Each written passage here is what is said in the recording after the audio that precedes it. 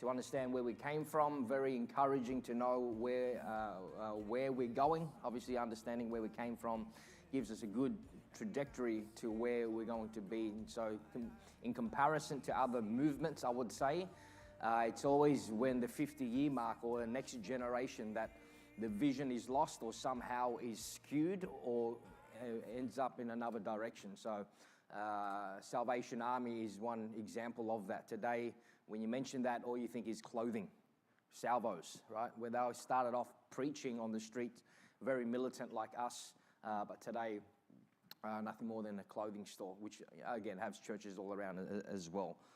But we're going to start next week our own memorial series. So I'm excited for that. But this is the last one. And how long does this one go for?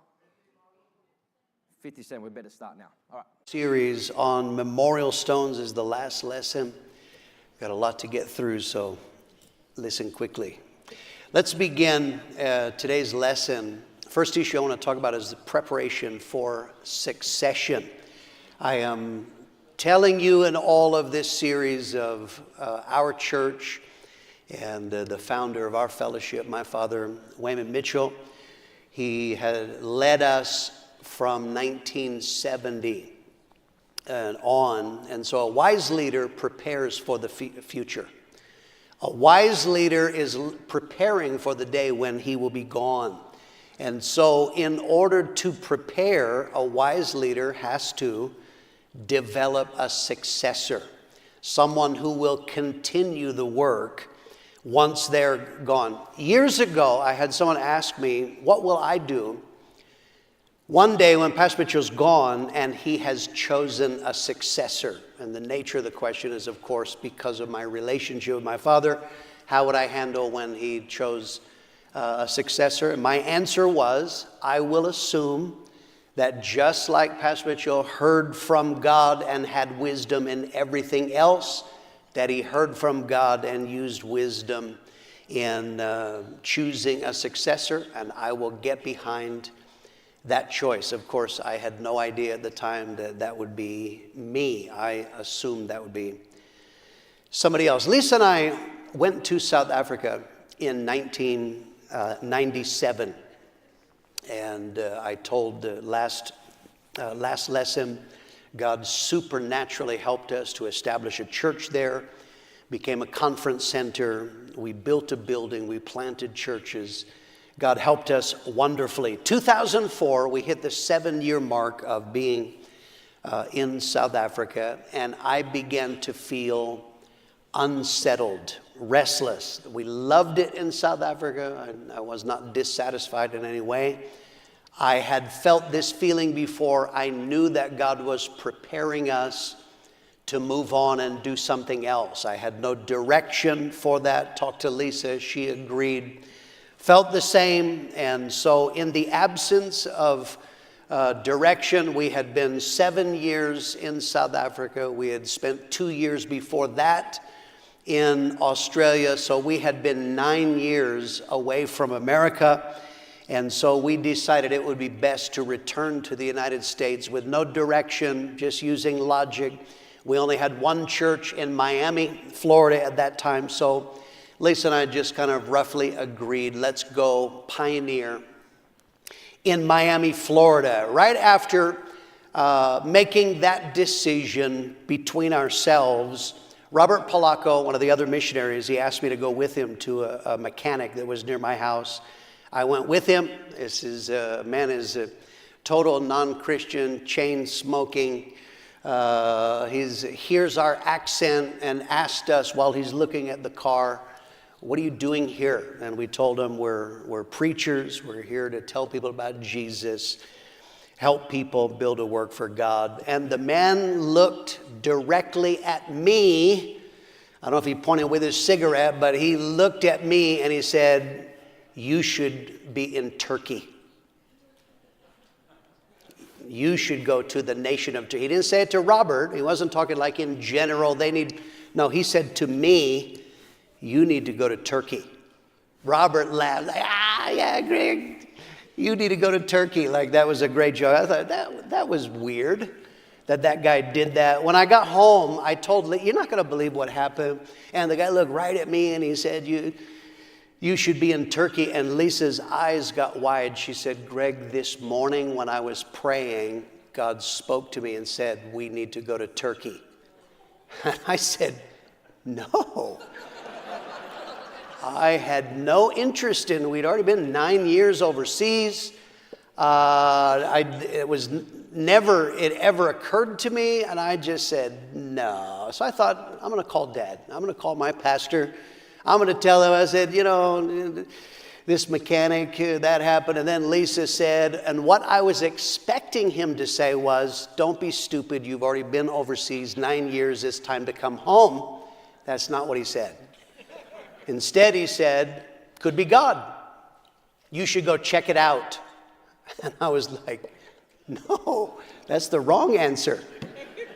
And I struggled. I want to tell you, I did not want to do this. I dutifully booked a ticket to go and scout the land in Turkey, to go to numbers of cities and look around for the prospects of pioneering. I still remember to this day flying on British Airways from Johannesburg to Istanbul, Turkey. I was wrestling with this, but I had made a deal years before. "God, I'll do anything you want me to do." And on that plane, I just made my seat an altar and I prayed and said, "God, I do not want to go to Turkey, but clearly you're doing something. If you want me to go to Turkey, Lisa and I surrender, we will go." Landed, looked around Istanbul, met a number of people, went to Ankara and a few different places. Near the end of that trip in scouting, I felt God speak to me, "This is not for you."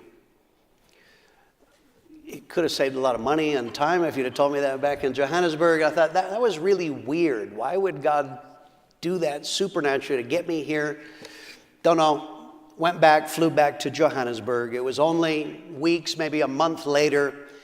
It was conference. Dad came to conference. And one morning, he said he wanted to talk to me. Went in the office, and he spoke to me about the future. At that time, he said, "I'm 75 years old, and it's time to prepare for my succession."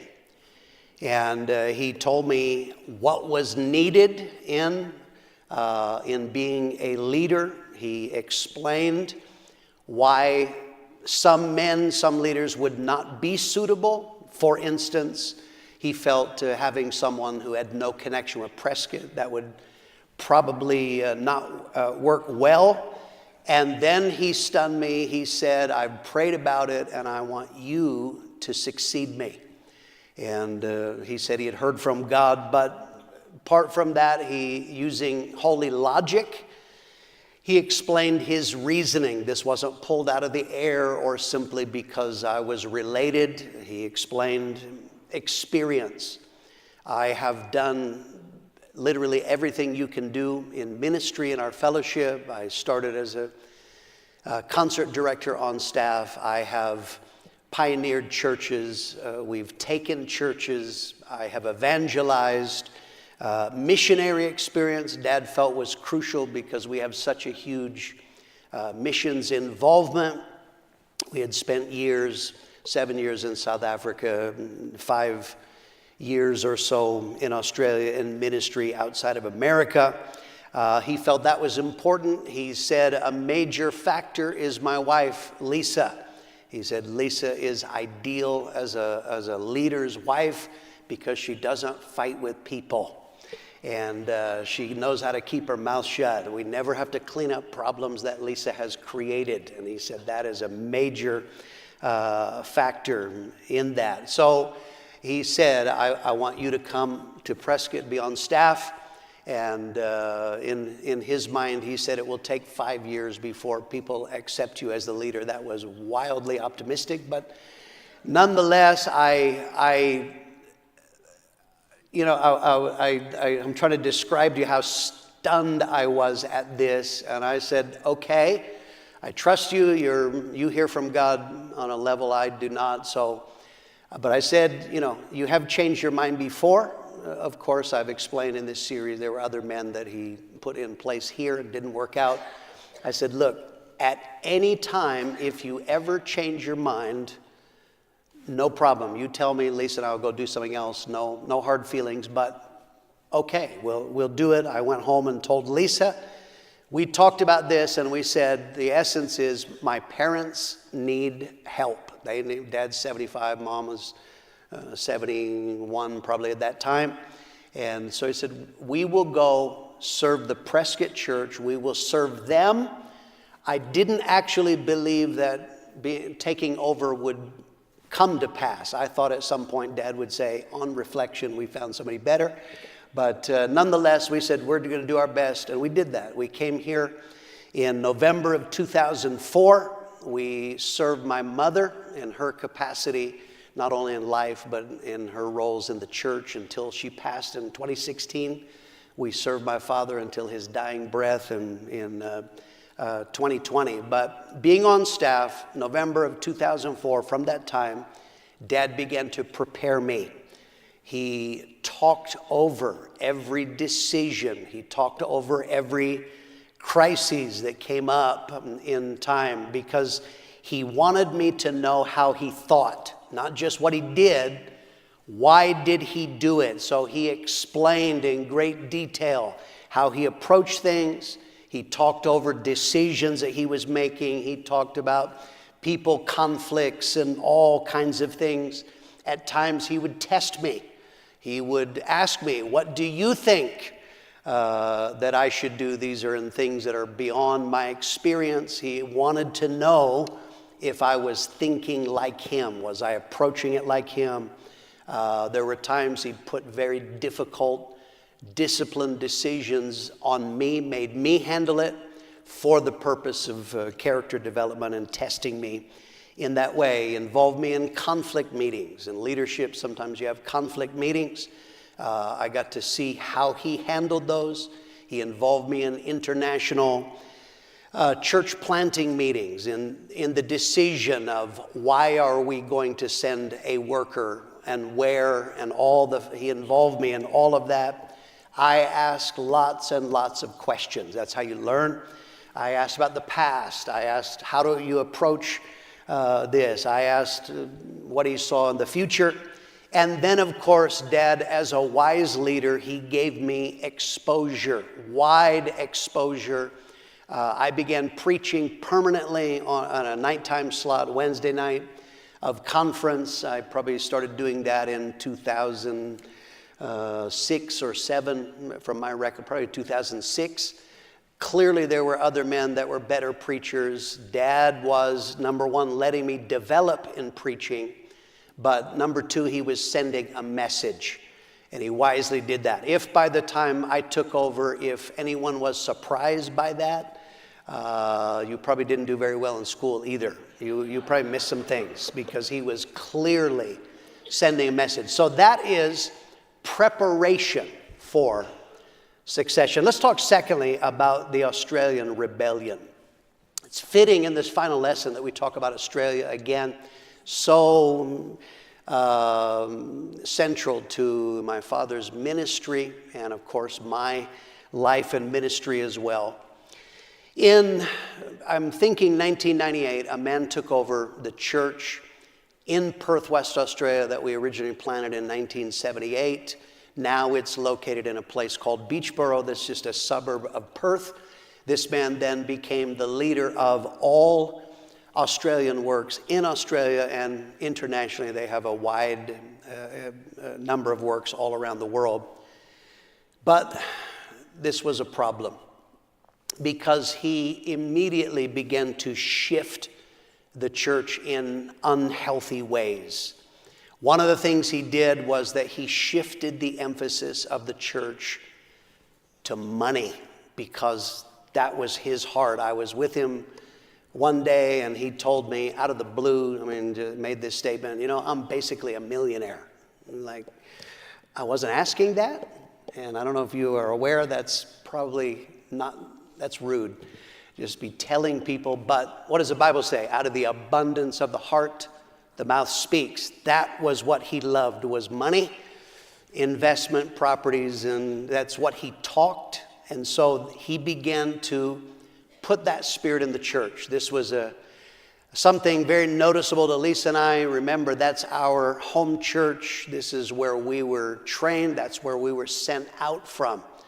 The church in Perth. Now to come, we have family and friends in the church, or we come back for a visit. And to see, when we left, it was evangelism, discipleship, doing the will of God. And now you come back and people are talking about money, investment properties, and whatever. This man proselyted in a large group of people from another church. They were Romanian Pentecostals, already existing Christians, a large group of them. He proselyted in. They were not like us, but they were numbers, which were important to him. He actively would pull on people from other fellowship churches to get them to move there. What happens in leadership is you get people, they contact leaders because there is a conflict with their pastor. There's a problem. They don't understand something. They don't like something. So they call, and it's the job of a leader. What you want to do, ideally, is to fix that problem so they stay in the church. That is not what happened at all. Anybody who called with a problem in your church, very soon they would wind up moving to Perth, because he was actively, he had a way of getting these people to think that the best plan for their life. And so what was happening, the numbers are growing, but they're proselytes and transplants. It's not conversion. Church planting slowed. He was planting other people's men. There would be people announced at conference, but they weren't his men. He was planting other people's men. And so while things are changing, Pastor Mitchell was very gracious to this man. He believed the best. My father was not fooled. He knew that there were problems in his spirit, but Dad was believing for the best. He was praying and hoping that this man would come around and start doing right. And one day in a conversation with Joe Campbell, telling, Joe Campbell seeing the problems and, Pastor, this guy is not doing right. And Dad said, I know, but I'm working with him and whatever. Joe Campbell made an all-time classic statement. I'll put it on the screen. He said, the problem, Pastor Mitchell, is that it's just not in him. And that described this man classically. There are people, you can have problems, but if basically the heart of our fellowship and the will of God is in there, you can correct problems. Joe Campbell said, but it's not in him. Working with somebody, if it's not in there, you're not going to fix that. And that was prophetic, very, very classic. This man was rebellious. He began to speak against Pastor Mitchell, which is what rebels do. They always drop seeds of rebellion. He spoke against the fellowship, and what he was trying to do is in Australia and the churches in the UK and under his area of ministry, he was trying to turn them away from the fellowship. He and his wife lied. Oh my goodness, they lied. Remember the lesson I've repeated several times. Rebels lie. And this is on a steroid level of lying. This is 2023 when I'm telling you. This year, it's been 14, 15 years since the man was gone. This year, on a number of occasions, just a few weeks ago, I still, to this day, have people tell me lies that he said. Like incredibly, lies about Pastor Mitchell that were not true, about American leaders in general, or even about me. And the idea of doing that was he was trying to put American leadership in a bad light. He was using a strategy of rebellion that often people in other nations use. He was using nationalism. People who love their country, they naturally are protective of their country, right? So he was using nationalism. He would drop these seeds, and a mantra that he would repeat was, we have to protect Australia against the day that Pastor Mitchell is gone. Because when Pastor Mitchell is gone, it's all going to go to hell. It's going to get bad. So we have to protect. It's for the Aussies. We got to protect against the day Pastor Mitchell is gone. There were numbers of conversations that were had with this man by Pastor Mitchell, other leaders. There were numbers of meetings that were held. There were numbers of confrontations that took place. It became very clear this man was heading for rebellion. This was going to end ugly. The point when a rebel lies, the point when a rebel seeds and tries to turn people, it's because they're planning on leaving. And that became absolutely clear. But here's the problem, is that you have to, while trying to protect, you have to protect people at the same time. So even though everything within you may want to tell people, listen, he's a dirty dog rebel, you can't do that. Because you have to have people survive spiritually. If you just come in and say, this guy's a devil, you make everybody suspicious of everything they're doing. The problem is, if he's ever gone, they will just transfer that suspicion to the new guy. So this is a balance. Lisa and I, it was a struggle because we had family. We had to bite our tongue. We never bad-mouthed and openly told family or friends what we actually thought, because we were trying to preserve their salvation, and that's what Pastor Mitchell did as well. We reached a tipping point in Australia where it became clear something had to be done. Darrell Elliott came into the church. He was actually from Geraldton originally. He had been a missionary for a number of years in New Zealand, so now he came into the church and he realized that something was wrong. He realized the same thing that I had told Pastor Mitchell when I would go for family visits and would see the church in a regular service now. I said, he came to this conclusion. The problem is it's very different than it is at conference. Conference, you have everybody there, it's excitement, it's like, woo, we're doing the will of God, but then it's in the regular services. And he said, no, something is changing, it's very unhealthy. Darrell came to, I can't remember if it was when Pastor Mitchell came there for a conference or he came here. He asked Pastor Mitchell, he finally became so troubled, he asked Pastor Mitchell, is this man who is the leader, is he in right relationship with you? And again, my father was gracious, trying to protect him, preserve. He did not openly just said, nope, he's a dirty dog rebel. But Darrell understood this man is not in right relationship with Pastor Mitchell, so we're in trouble. He began to see that what the man was doing was wrong, and he personally made a decision for our children and for future generations. I am going to have to make a stand. This man called Darrell one day. Darrell would have been one of the older pastors, was attended leadership meetings there in Australia. The man who was a leader called one day. He was mad at another leader and was rallying. He wanted to terminate him. He wanted to remove him. And so he was calling Darrell to get his support so that he could kill the other guy. And Darrell asked him a question. He said, do you mind if I call Pastor Mitchell and ask his opinion? There was silence, and the man said, well, that depends on what you're going to tell him. And so, but it became clear that for him to call his pastor, the leader's pastor, Pastor Mitchell, to ask for his advice, that would not be perceived well. But Daryl called. Pastor Mitchell happened to be out of town, so he wound up, got a hold of me. I was the one, got the message, and I called him back. He asked very direct questions, and so now he was explaining what was troubling him, the things that were happening, and I then began to explain the full perspective of all that had been going on and in there. And so he wound up having a conversation with this leader and told him directly that he felt he was wrong, not in right relationship.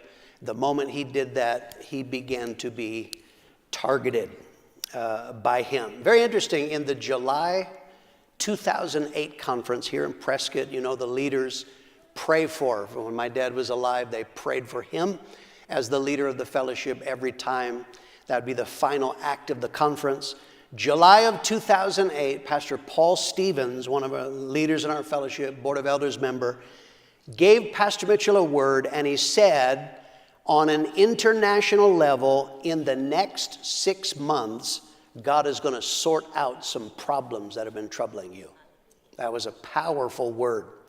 I want you to see, I'm showing you pictures from my dad's Bible. I want you to show you, there's a fascinating picture. I want you to see here that verse 18, which is underlined, let the lying lips be put to silence, which speak grievous things proudly and contemptuously against the righteous. He put this man's name, Vickery.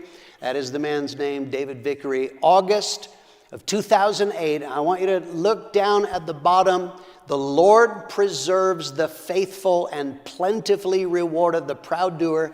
Look at what my dad wrote. This is now a prayer that he wrote in August of 2008. Let me see it, Lord, this year. Fascinating. Pastor Stevens said within 6 months, it's going to be sorted out. That was, my dad grieved for Australia. He loved the Perth church, loved Australia and the works. And he said, Lord, sorting out lying lips and preserving the faithful and reward the proud doer. He said, oh Lord, let that happen this year. Some leaders came and met with Dad. We had the men's rally at one of the high schools in Phoenix at that time. Numbers of us, there was probably 5 or 6 leaders, we met with Dad in December of 2008 to discuss all that it was boiling very heavily. It was clearly headed for rebellion. And the advice of all of the leaders was, Pastor Mitchell, you need to remove that man. If you don't, he's going to take all of these churches out of the fellowship. They said, remove him. And Dad's initial response was, no, if I reach in and remove him, it'll make him a martyr. He'll use that, the sympathy, which was what he was using, emotional manipulation. He said it'll make it worse. I don't feel that's right. And then they said, what if he was to resign, or, various situations. And they told him the words, look on the screen. Every leader said, Pastor Mitchell, the only one who can go and take the church is you. Okay, if we send anybody else, our words we used was, Pastor, it's going to be a bloodbath. Now, I'm the only one who has citizenship. I have dual. I'm an American and an Australian citizen. I could have gone, but I said, number one, who's going to help Dad? But more than that, even if I go, it'll be worse. It'll be a bloodbath. That man has spent years lying, seeding. No. And we said, Dad, you need to go. And this is what Dad said. He said, I am 80 years old. Nelda is 75. He said, I don't think I can do it. I just can't. At age 80, going in, knowing it's going to be a fight, that was it. I want to tell you, for these guys, they can see in the big picture, but it's very personal. This is our family. These are our friends. This is our church. But that was Dad said, I don't think I can do it. The board of elders summoned this man. Basically, a summons means we ordered him to come to conference in January of 2009 for a board of elders meeting. We are going to settle this once and for all. And so, knowing that, this man began to make moves. Really, he didn't want to come and sort it out. He wanted to leave. And so he was working on his counsel. He spoke to a man named Don Rollinson. I name him. God bless you, Don. May God bless you, your children, your cats, everything. The blessing of God be on you. Because Don Rollinson began to be troubled by this man and finally had begun to ask questions and had gotten information from Pastor Mitchell on the full perspective. One morning after breakfast, now the summons is there. He's being summoned to conference. He called Don Rollinson outside and he said, Don, they've summoned me to leadership meeting. And he said, where do you stand in this? And Don Rollinson said, if you're not in right relationship with your pastor, you have no right to pastor here, and you should resign. And he said, how do I view it? I view it, Pastor Mitchell is a general. You're maybe a colonel. What you should do, you should go to America and sort this out and do what Pastor Mitchell says. That was not the answer he wanted. But that was what he told him. This man was an emotional manipulator. He would use sympathy as a weapon to manipulate people to his will. Daryl reminded me of this. He said at some point we were discussing this when there was a conflict. Apparently I told Daryl, I said, I predict this Sunday he will cry in church. And Daryl then thought, well, I was a prophet, because sure enough, that Sunday he was talking about Saul persecuting David, and he began to cry. That was how he operated. So when Don Rollinson said, no, you need to sort this out, he called a council meeting. He had a 3-man council. One was Don Rollinson, who now is clearly seeing what he's about is not into him. He had another man that was a good man but had no strong opinions either way. And he had a third man who actually was a great fan of his. So he called a council meeting and he pulled on them emotionally, told them how difficult it's been. He's under such stress and pressure. The point of him telling that was so they would say, you poor man, we need you, we're behind you. He was telling them that so they would view Pastor Mitchell in a bad light. But in actual fact, Don Rollinson brought out a resignation letter and said, if you're not going to sort this out, you need to resign. The other man who had no strong opinion agreed, I think you should resign. And the man who was a fan totally misread the emotional manipulation, because he was saying, it's so difficult, it's so hard to go on. The man said, you really do need a break, you should resign.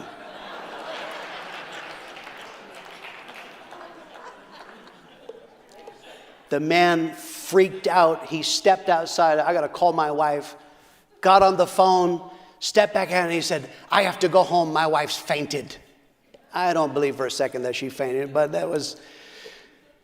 The moment he left, he obviously called some people, and the council started getting calls from men attacking them. How dare you do that? But in actual fact, what it did, even the man who was a fan, it firmed their resolve. And they said, no, this is the right thing. He needs to resign. And this is powerful. And the man did it. He signed the letter and he resigned. Let's go back. I want you to look at this. Dad faxed me this. Dad sent me a fax with a photocopy from his Bible with that page. He said, Greg, can you believe it? Paul Stevens said, within 6 months, I prayed and said, Lord, this year, and he said, God did it. He resigned. We have resolved that problem. The council asked Pastor Mitchell to come and take the church. Dad told me privately, he said, I don't think I can. He's thinking about the money and These days you got to send it electronically. He said, Greg, how will I send them? How can I take the church? I can't even send support. And there was a man who would be like Sharon Allen does in our church, the treasurer, named Charles Spadaro. I said, Charles will help you. I didn't even know if Charles was going to stay in the church, but I said, Charles is going to help you. And he did. He was a blessing. This man, Harold Warner, flew to the church when he resigned. He flew in, spent, I think, under a week there, met with this man. The man swore, I am not going to start a church. But remember, rebels lie. When he is swearing to Harold that he's not going to start another church, he already had made the booking at the Morley Recreation Center to start his new church. Lie, lie, lie. But he did. He started in February. It was by the plan of God. The hall was not available. It gave Pastor Mitchell a few weeks grace to come in, take the church. A few weeks later, he did open a church. He took about 175 people. And I'm sure much to his surprise, he had boasted to Pastor Mitchell, all of the Australian pastors, all of the churches in the UK, they're all with me. They're all behind me. Much to his surprise, when he left, he took a grand total in Australia and in England of about 6 churches. That was all he got. Most of those were very tiny pioneer churches. And so my parents spent 6 months, they were only there on a visitor's visa, spent 6 months pastoring the church. I want you to see the next picture from Dad's Bible. And here it is, strengthen, O God, that which you've wrought for us. He wrote this on January 4, 2009. He's going to leave next week, essentially, for Australia. That is what his prayer was. Oh, God, strengthen that which you have wrought there. And then I think there's one more photo here. At the top, this where God gave Solomon wisdom and largeness of heart, and down below, this is my Father's heart, not human or natural ability, but a gift and gracing to help God's people. And he wrote that February 27 of 2009. Dad went in, he told one of the men who was an assistant, he said, find me a furnished house. Remember, Mr. I'm practically a millionaire. He found him a furnished house in an area called Lockridge. Lockridge is a welfare housing area, or it was back then. This was brilliant. What a contrast. People are like, where are you living, Pastor Mitchell? In Lockridge? They're like, Lockridge? But it was great. He spent 6 months there in a humble, furnished apartment, and God did an absolute miracle. Supernaturally restored the spirit of the church in evangelism. Got some photos from Dad's 6 months there. Heaven's gates and hell's flames. He doesn't know where everybody stands, so he pulled the altar call himself. There's a revival during that time with Jerry Fussell. He had a very powerful one with Roman Gutierrez at the same week that this man was opening his rebel church. And but he supernaturally restored the spirit of discipleship. When Lisa and I went, men, women, children, dogs, and cats, everybody, chickens wanted to preach the gospel. I mean, it was the spirit. But that was gone. But when Pastor Mitchell came, he restored it.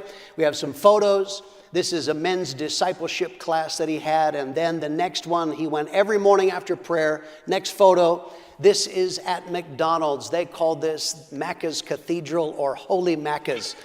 He went and he met with men every day. Now they're not talking about investment and money. They're talking about God's will and the Bible and doing the will of God. And you see there 2 members of my family. There's Steve Zapata, his son Michael.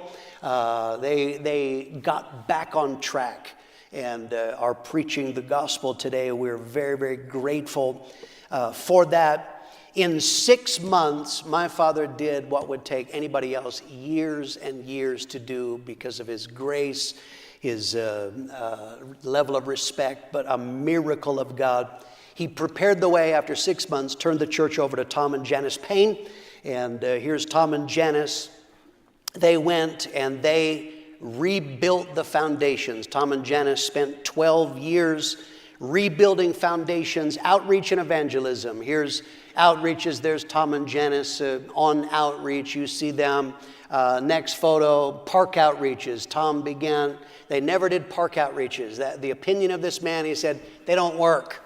Well, apparently they do. And so park outreaches, they did park outreaches. Summertime, glorious time of labor there. The Paynes spent 12 years in Perth. In 12 years, they wound up restoring the spirit of discipleship, church planting.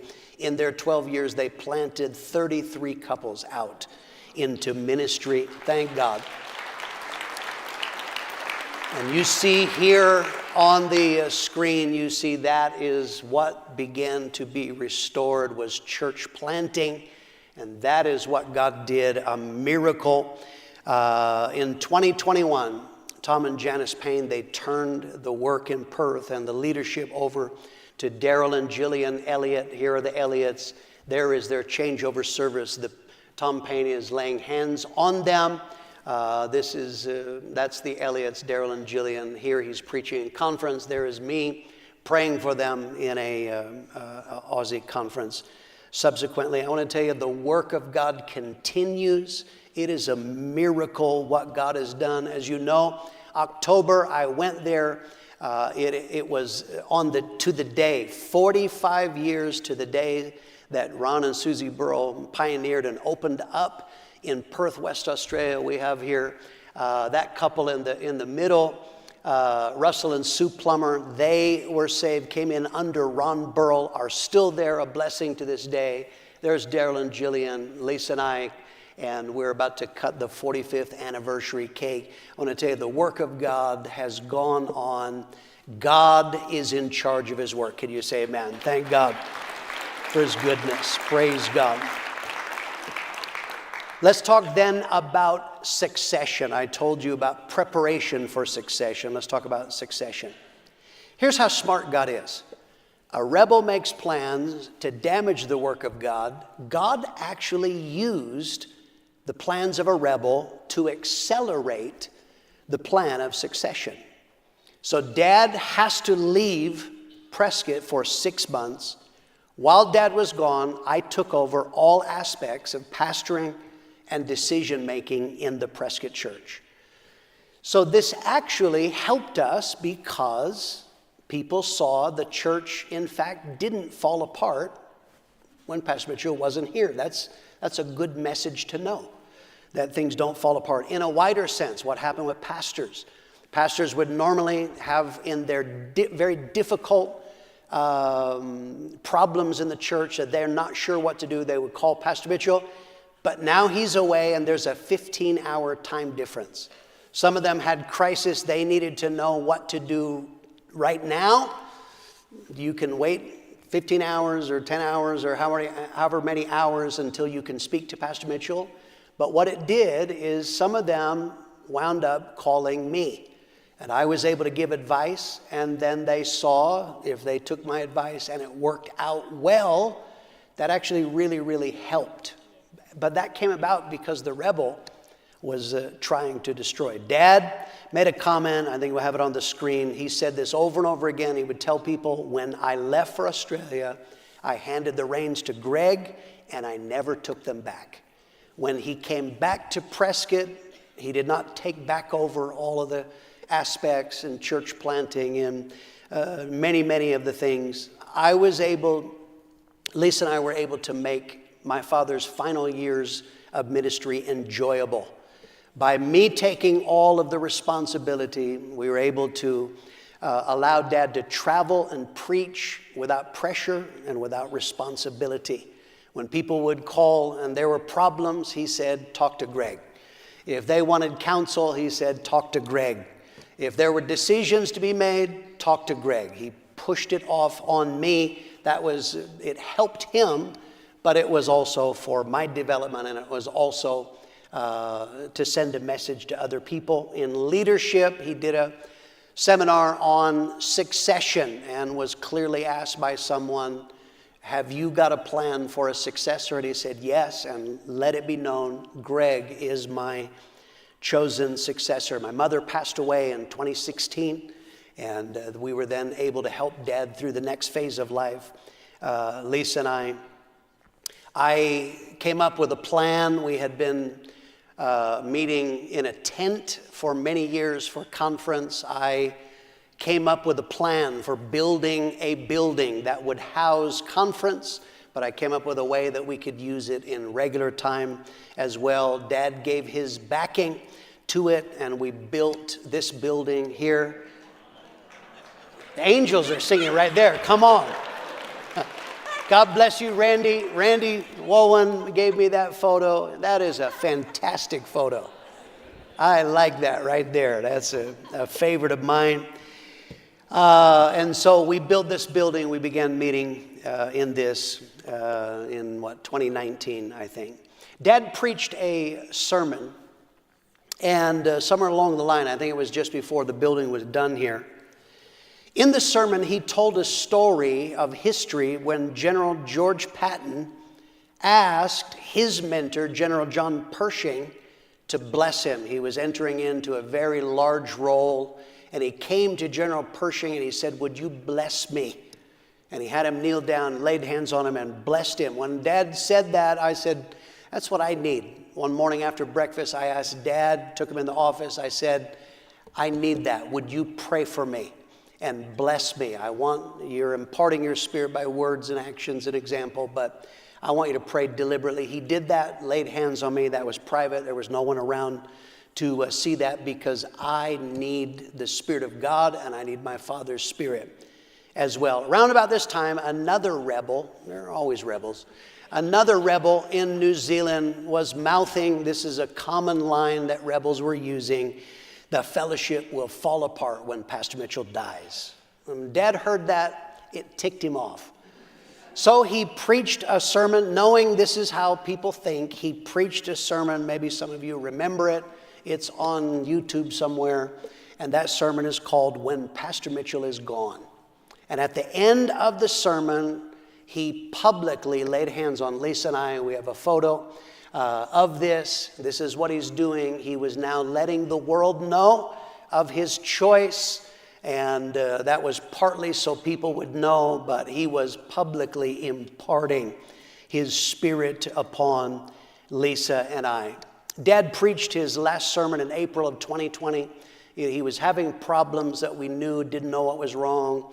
Near the end of his sermon, any of you that were here, you know, he was having many strokes as a result of dementia and Alzheimer's. Preached his last sermon in April of 2020, never preached again. And then we guided him through, John and Aaron Miola moved in with him. God bless them. They helped Stephen and Emily Cassio and Jesse and Beth Morales. We all banded together. By the grace of God, we were able to let him live out his final days at home. If we would have put him in a care home, we would have never seen him again because of COVID. And so thank God we were able to his dying breath, we were able to be with Dad and helped. Dad had, when Mom died, Dad bought a headstone, but it was not carved yet. And he left it up to me. When I die, you put whatever you want to put on it. How do you sum up my dad's life, my parents' life? But this is what I chose and put on there. This is my parents' gravestone, Mitchell, and I simply put, "They blessed the world."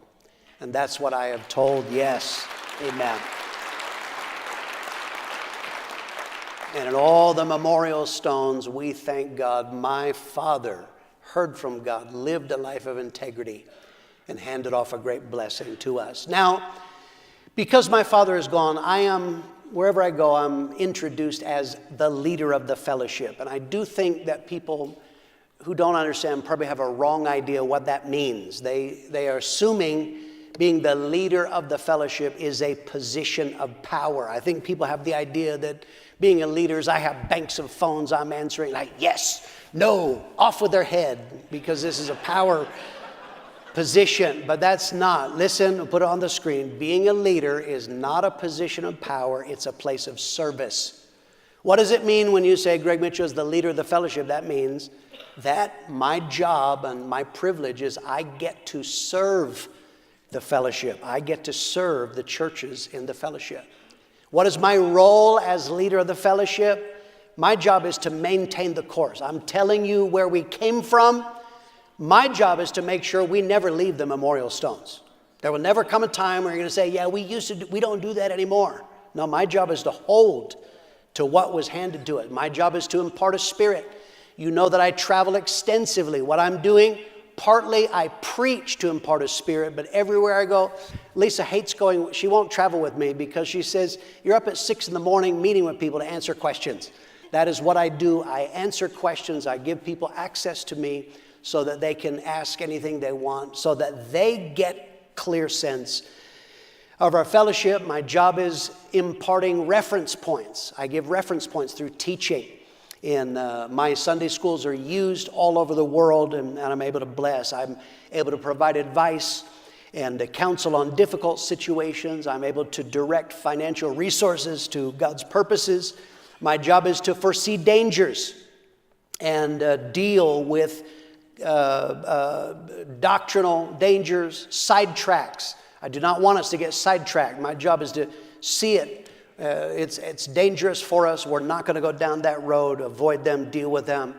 My job is to direct other leaders to deal with regional conflicts.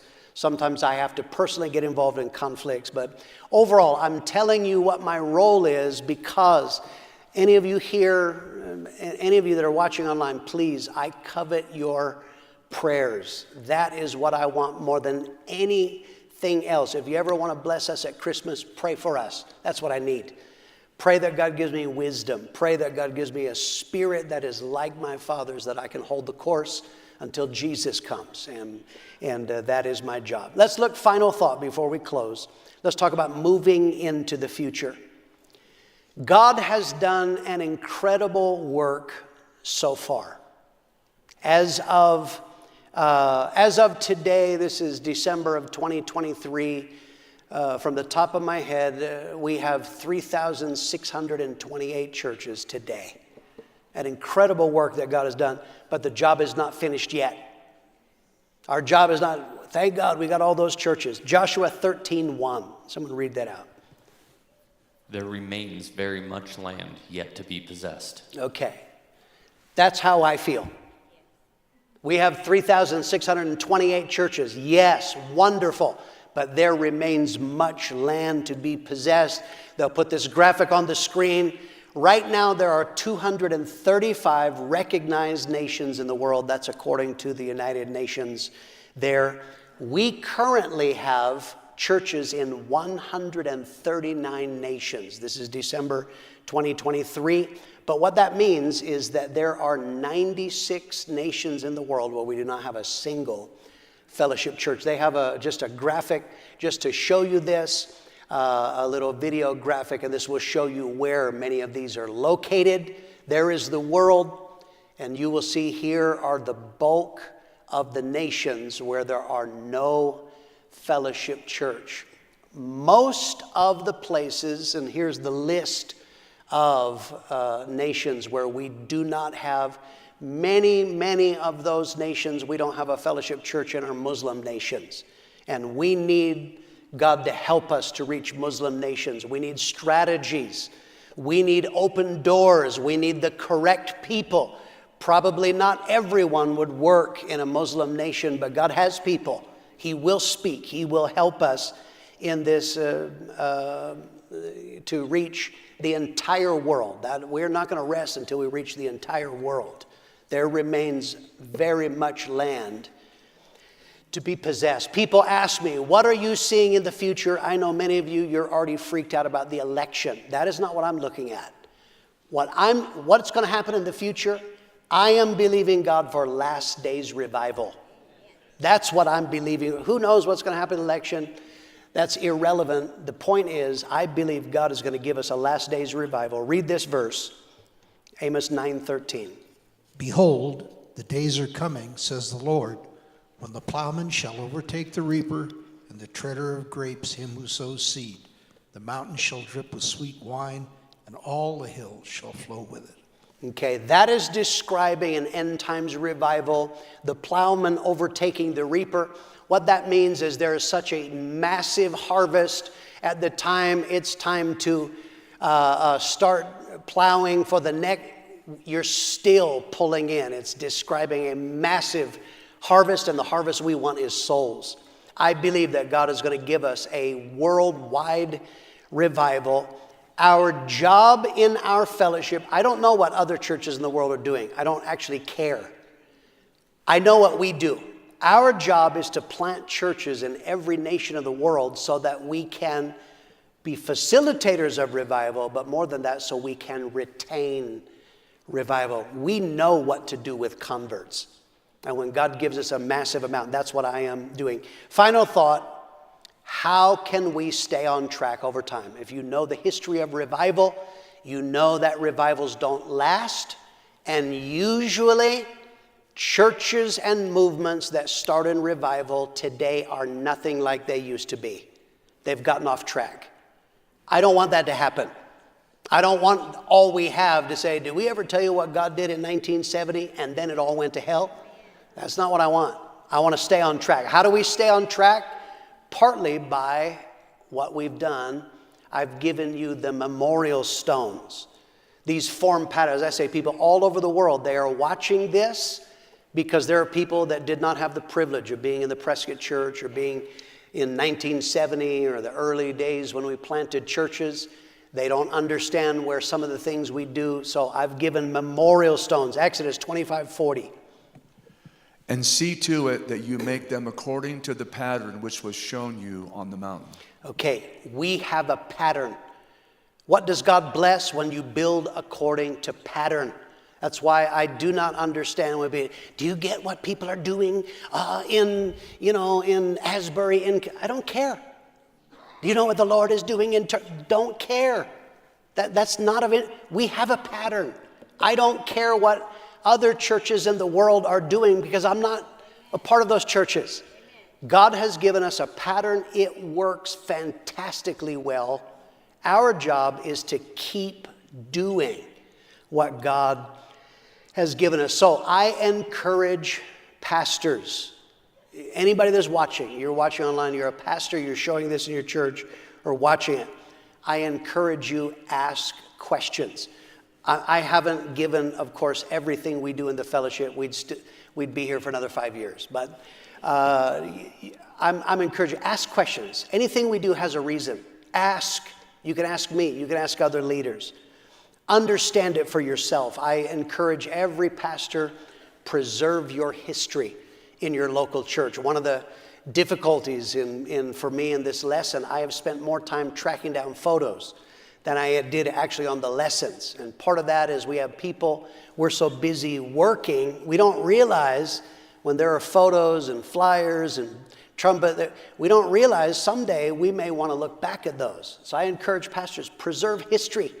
Part of that is we have people that they had great photos, but they backslid. They've left and joined the Church of the Chosen Frozen, and then we can't get them. Hold on to those because you may need them someday. But apart from that, every pastor, I encourage you, memorial stones is not just something that I give from Prescott. Every one of you should be doing that. You should tell your part. I've told you along the line, I've woven in me and Lisa because it's my part. I have a part in it. You can do that. Every pastor, you should do that. You should tell your congregation and the churches